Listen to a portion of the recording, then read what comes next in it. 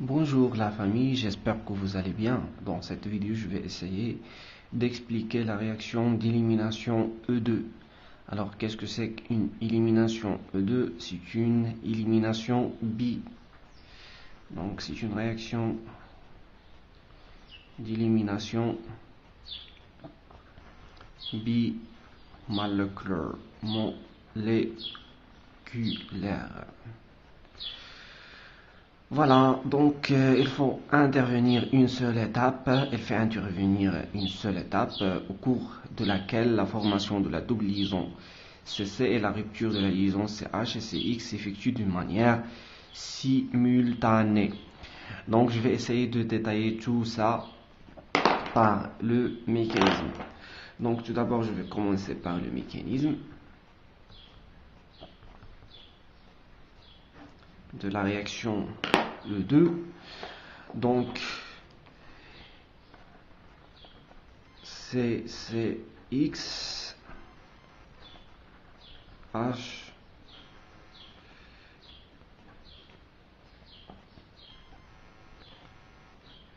mais regardez avec moi, cette réaction est stéréospécifique.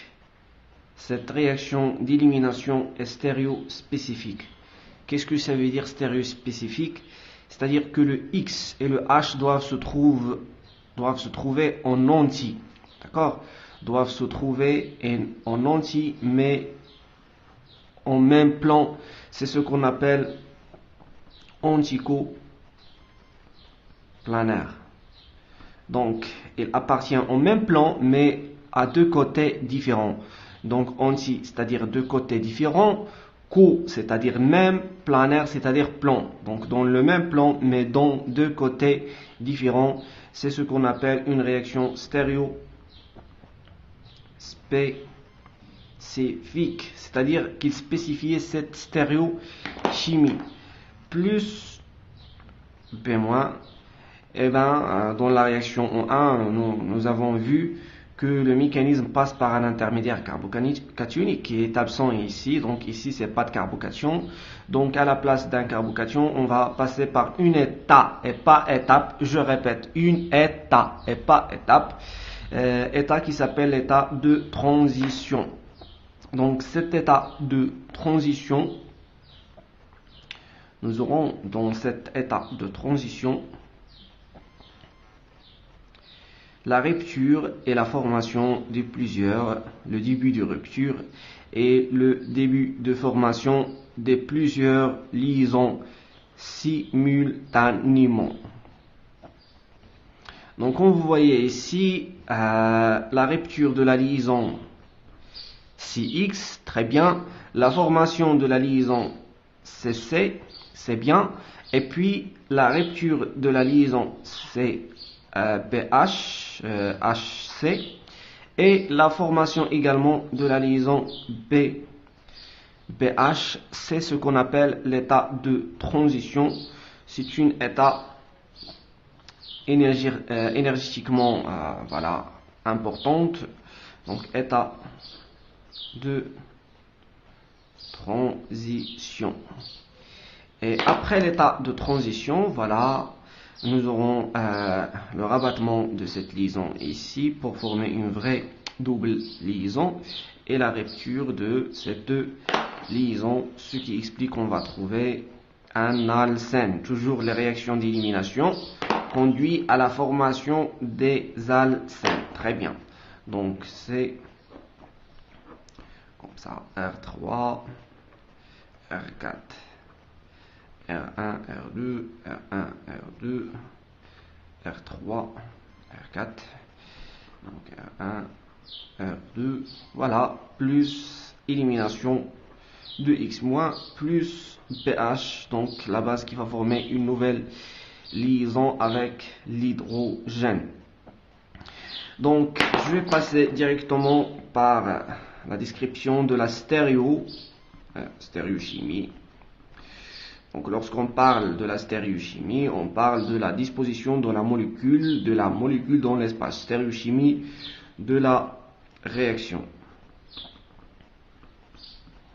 Donc l'élimination E2 est stéréosélective, bien stéréospécifique. Les atomes d'hydrogène et d'halogène doivent se trouver en entier pour que l'élimination ait lieu. Donc un seul stéréoisomère Z ou bien E.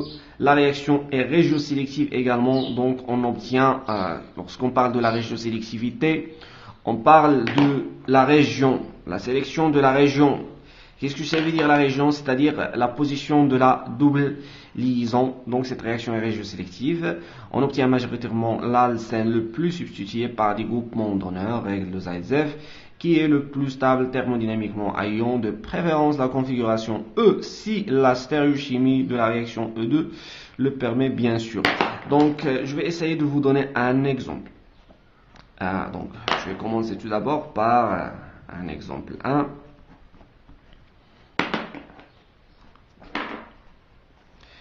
Donc je vais essayer de travailler par des formules topologiques pour simplifier le travail, pour gagner le temps et l'énergie. Voilà. Vous également, vous pouvez bénéficier de ces formules topologiques car ils facilitent beaucoup le travail. Donc vous voyez ici, voilà, donc un hydrogène qui se trouve en position anti par rapport à PR. Donc ici DCH3.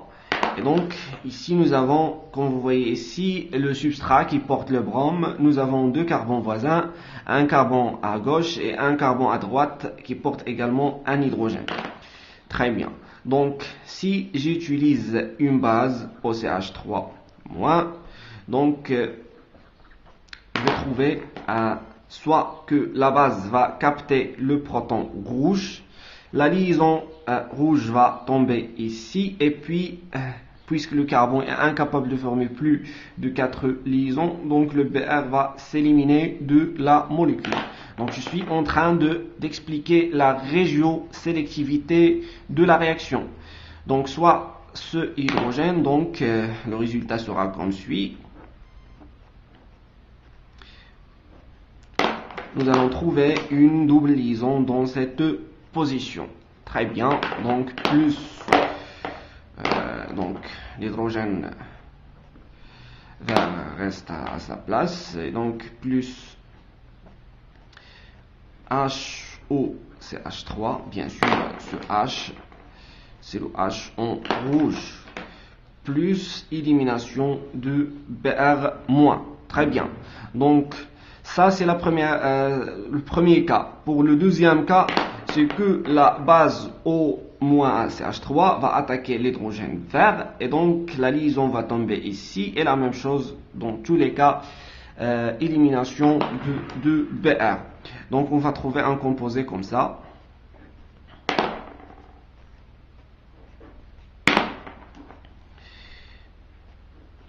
Voilà, alors quelle est la différence entre ces deux composés?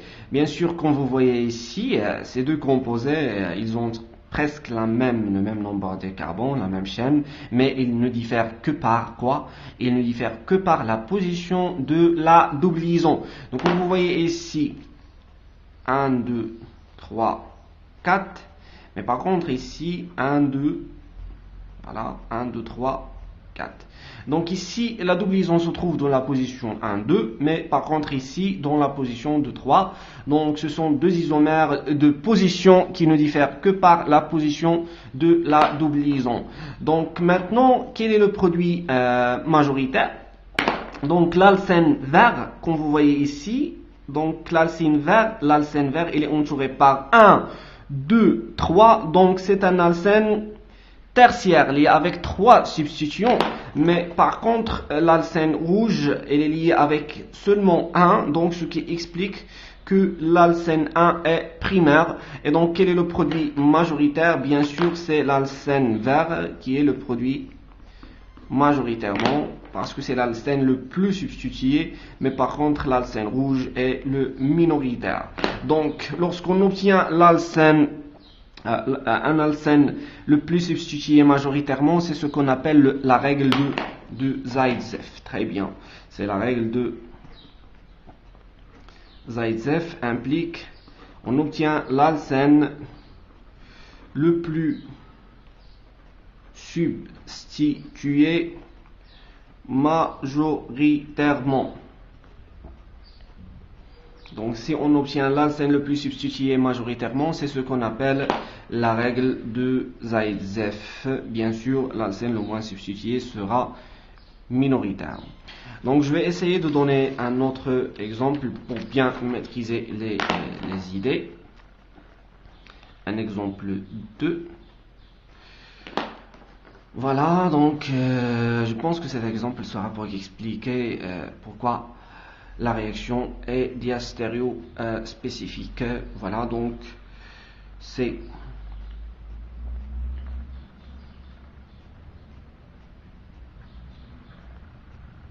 H3H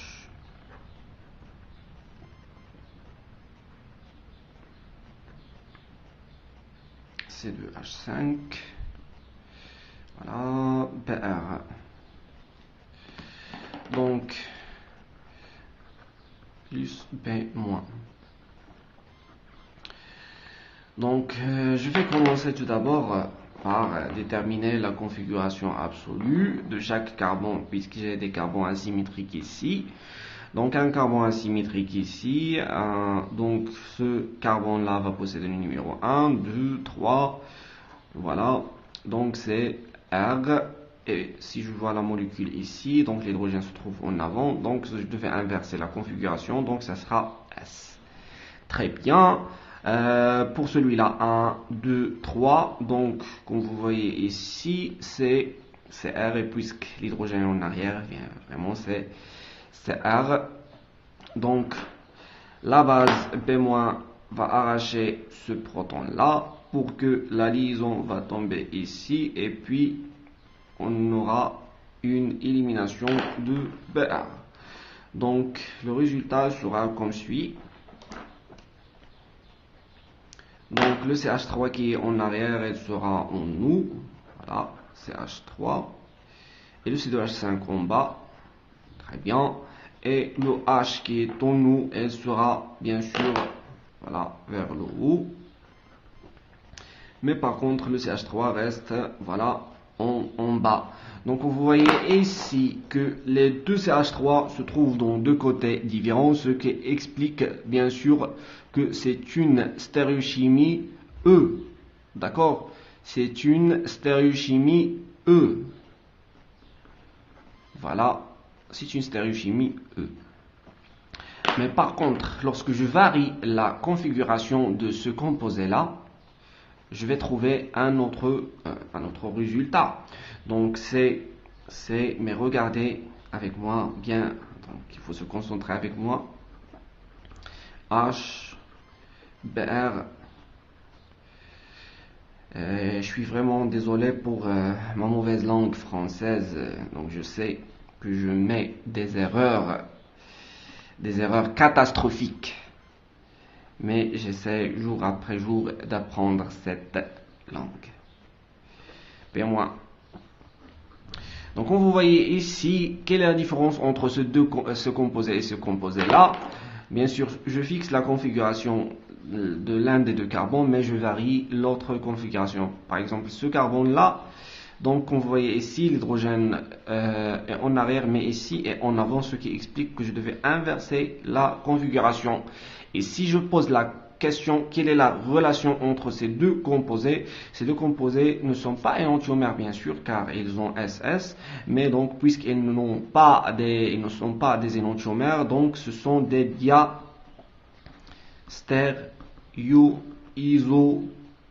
isomères. Donc ce sont deux composés diastéréo et isomères.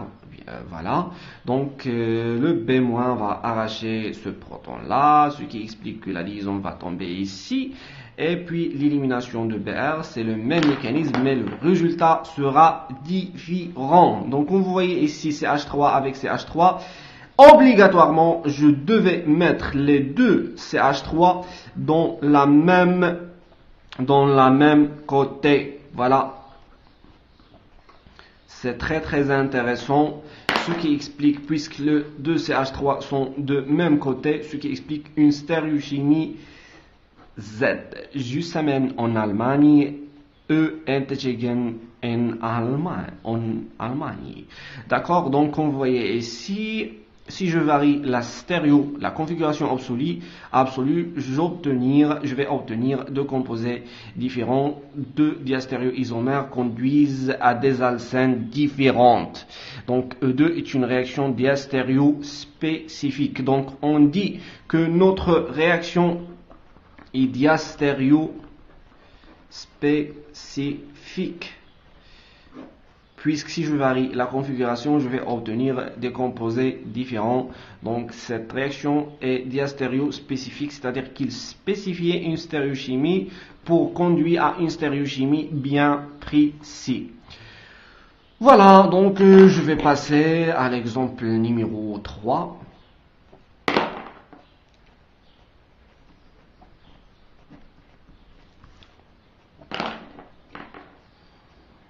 Donc, un exemple numéro 3.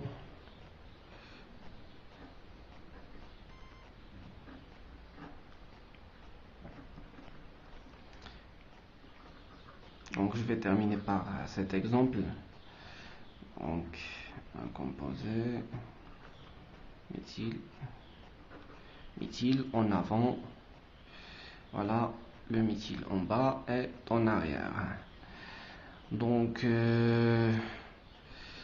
si je vais réécrire, donc si je veux réécrire ce cyclohexane en sa forme la plus stable, donc c'est la forme bien sûr chaise. Donc la forme chaise, je dois trouver le groupement méthyle en bas, et puis le H ici, et puis le H ici. Voilà, un H ici, Cl ici, et le Me ici. Donc, comme vous voyez ici, le chlore. Donc, l'élément que je devais éliminer, le Cl, voilà, c'est le Cl, c'est le composé qui va s'éliminer de la molécule. Donc, le Cl ici, j'ai un carbone voisin qui possède, donc vous voyez, cet hydrogène se trouve dans la même côté. La réaction est E2, ce qui implique, ou bien ce qui explique pourquoi qu'on ne va pas éliminer ce hydrogène, car il se trouve dans la même côté par rapport au chlore. Mais par contre, ce H par rapport au chlore, il se trouve dans deux côtés différents. Ce sont deux éléments anticoplanaires. Donc pour cette raison, voilà, la base va éliminer cet hydrogène. Et pour que vraiment le Cl et le H doivent se trouver dans deux côtés différents et anticoplanaires comme ça, c'est-à-dire H avec Cl comme ça, anticoplanaire, je devais réaliser un équilibre, bien sûr, un équilibre qui est très difficile de faire cet équilibre pour trouver une deuxième conformation, donc une deuxième conformation de ce composé-là. Les liaisons axiales deviennent, donc les liaisons équatoriales deviennent, donc celui-là c'est équatorial, donc les liaisons équatoriales deviennent axiales et l'inverse. Voilà, les liaisons axiales deviennent équatoriales et les équatoriales deviennent axiales.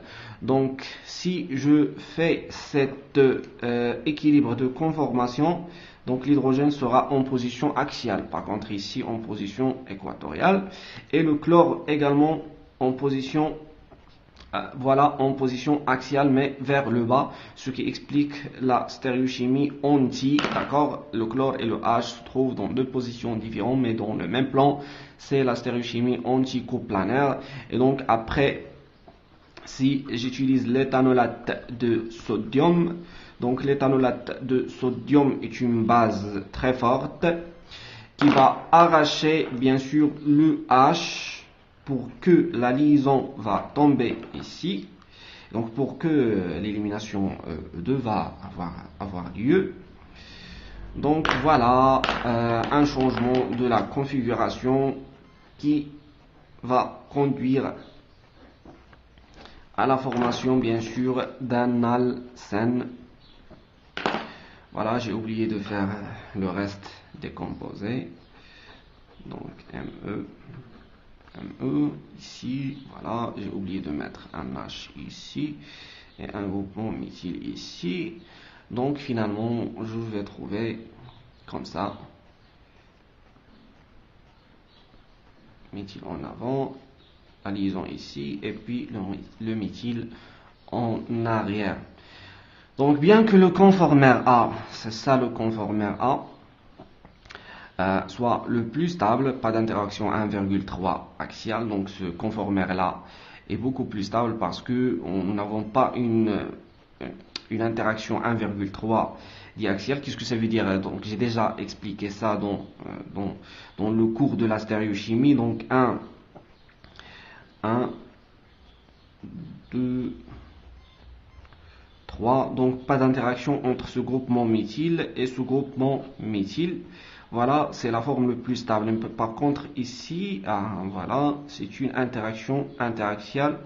Donc, lorsque le groupement isométhyle se trouve axialement, donc nous aurons une interaction 1,3. Donc, remarquez avec moi 1, 3. Donc, 1, 2, 3. Donc, l'interaction avec ce hydrogène et avec ce hydrogène. Donc, bien que le conformère A soit le plus stable, pas d'interaction 1,3 diaxiale, seul le conformère B pourrait donner la réaction d'élimination HCl, car H et Cl sont anticoplanaires. Donc, or l'équilibre est déplacé vers le conformère A. Cette réaction d'élimination E2 est très très difficile parce que c'est très difficile de passer vers un forme moins vers un forme moins stable. Voilà, vers un forme moins stable. Voilà, donc pour cette raison, la réaction d'élimination E2 est stéréospécifique, c'est-à-dire que le H et le chlore doivent se trouver en position anti. Voilà, si vous avez des questions, n'hésitez pas de les poser dans les commentaires. Merci de votre attention et merci d'avoir partagé cette vidéo avec vos collègues. Le bonheur ne diminue jamais lorsqu'il est partagé, la connaissance augmente lorsqu'il est partagé. Courage à tout le monde.